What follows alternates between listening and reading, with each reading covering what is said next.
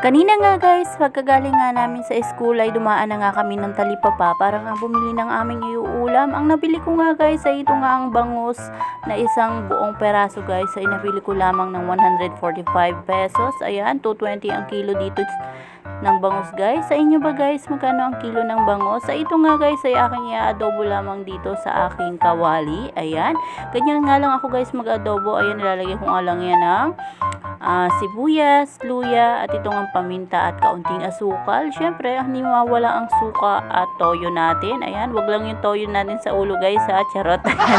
Ito nga guys ay napakasimpleng luto lamang pero napakasarap at mapapa-underize ka talaga. Ayan, ginagawa nyo din ba guys ang ganitong pagluluto sa bangus?